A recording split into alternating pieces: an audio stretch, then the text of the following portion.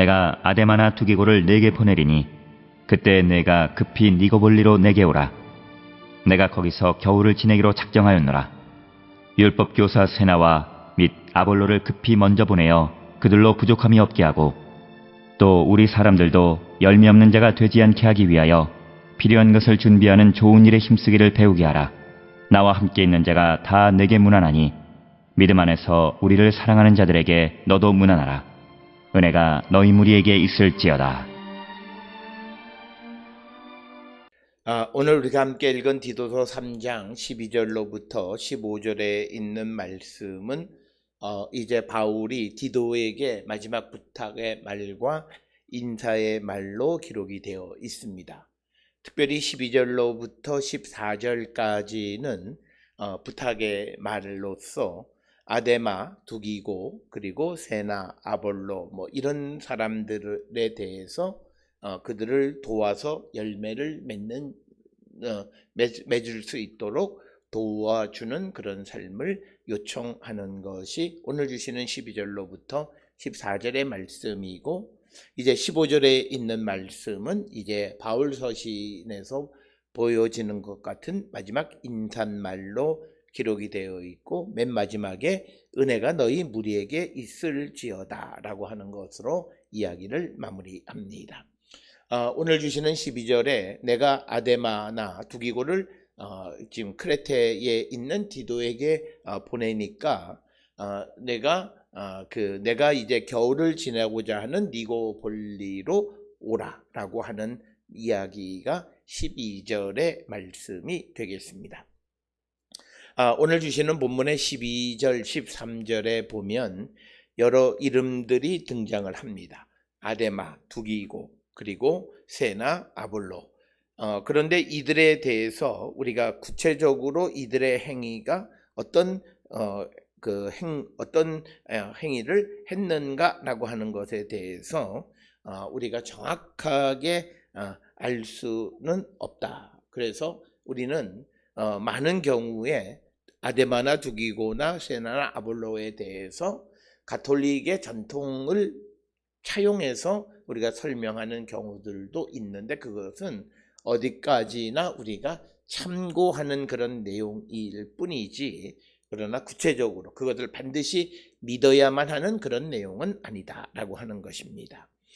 오늘 등장하는 두기고는 우리가 잘 아는 디모데후서 4장 12절에 두기고는 에베소로 보내었노라라고 하는 것에 등장하는 그 두기고와 같은 사람이냐, 이런 문제는 우리가 정확하게 알 수는 없지만 아마도 같은 사람이 아니겠는가, 이렇게 우리가 추정을 우리가 할 수 있고, 그 다음에 이제 니고볼리로 내가 거기에서 겨울을 보낼 터이니 그곳으로 오라라고 하는 이 니고볼리에 대해서도 이 당시에 니고볼리라고 하는 지명을 가지고 있는 곳이 여러 곳이 있습니다. 그렇기 때문에 지금 이 디도서 3장 12절의 니고볼리가 구체적으로 어디를 의미하는가를 정확하게 알 수는 없지만, 그러나 여러 가지 정황상 겨울을 보낸다든지 이런 것들을 통해서 보면 그리스의 서쪽 해안에 위치한 그런 도시일 가능성이 크다, 이렇게 추정합니다. 그래서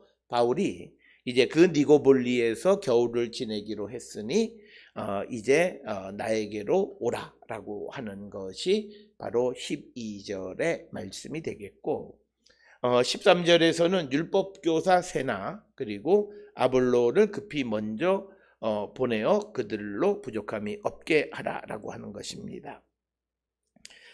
특별히 여기서 등장하는 아볼로 역시도 알렉산드리아에서 난 아볼로라는 유대인이 에베소에 이르니 이 사람은 언변이 좋고 성경에 능통하다라고 하는 그 아볼로와 같을 확률이 크다라고 하는 겁니다. 그러나 성경은 이 아볼로와 그 아볼로가 같은 사람이라고 말하고 있지는 않다라고 하는 것입니다. 특별히 13절에 등장하는 이 세나라고 하는 사람에 대해서 오늘 주시는 본문에서는 율법교사다, 이렇게 기록이 되어 있습니다. 그래서 이 세나는 아마도 모세 율법에 대한 전문가로서 개종한 유대인일 확률이 크다, 이렇게 우리가 추정을 할 뿐만 아니라 이 세나는 로마법에 대한 전문가였을 것으로 이렇게 추정을 하고, 그리고 세나와 아볼로를 급히 먼저 보내어 그들로 부족함이 없게 하고, 그래서 세나와 아볼로가 크레테로 가서 그곳에 가게 되면 그들이 부족하지 않도록 그들을 도와달라. 그래서 오늘 주시는 본문의 말씀에서 바울은 어떤 자기 자신을 도와달라고 하는 도움의 편지를 보내기보다는 이처럼 같은 믿음의 동역자들이 그 일을 감당하는 데 있어서 부족함이 없게 그들을 도와주라고 그런 그 권면의 말, 그런 것을 부탁하는 그런 내용들을 담고 있습니다. 그러면서 14절에 또 우리 사람들도 열매 없는 자가 되지 않게 하기 위하여 필요한 것을 준비하는 좋은 일에 힘쓰기를 배운다라고 하는 겁니다. 특별히 열매 없는 자가 되지 않는다라고 하는 것. 이것은 우리가 잘 아는 베드로후서 1장 8절에 이런 것이 너희에게 있어 흡족한즉 너희로 우리 주 예수 그리스도를 알기에 게으르지 않고 열매 없는 자가 되지 않게 하려니와 라고 하는, 여기에서 열매가 열매 없는 자가 되지 않는 것. 빌립보서 1장 11절에서는 예수 그리스도로 말미암아 의의 열매가 가득 맺는 자. 그래서 바울은 항상 열매 맺는 믿음의 삶, 그리고 그 열매로 그 사람이 어떤 사람인지를 알 수 있다라고 하는 것이고, 또 풍성한 열매 맺는 것에 대한 여러 가지 간구하는 말씀, 특히 선한 일이나 의의 열매에 대해서 강조하고 있는데, 오늘 주시는 본문 14절에서는 열매 없는 자가 되지 않게 하기 위하여 필요한 것을 준비하는 좋은 일에 힘쓰기를 배운다라고 하는 겁니다. 특별히 여기서 말하는 좋은 일이라고 하는 것, 선한 일이라고 하는 것은 이 믿음을 위해서 일하는 그런 일들을 아마도 총칭해서 표현하는 그런 것으로 우리가 이해할 수 있습니다.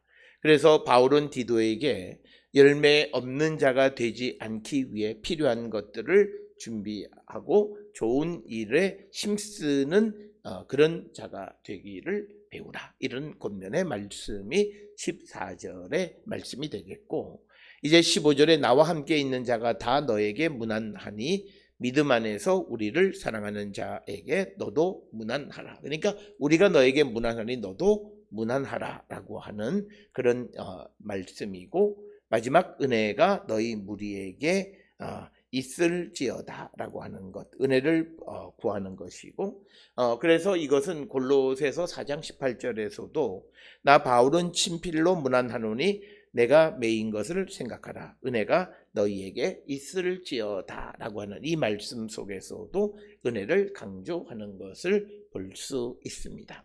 특별히 오늘 주시는 이 12절로 15절의 짧은 디도서의 결론 부분에서의 권면은 다른 사람들이 열매 맺는 삶을 살아가기 위해서 협력하고 준비하는 그런 삶을 살라라고 하는 것이고, 항상 믿음의 공동체 안에 있는 신자들 사이에 그런 인사를 나누고, 그리고 은혜를 서로 빌어주는 그런 모습을 우리에게 보여주고 있습니다.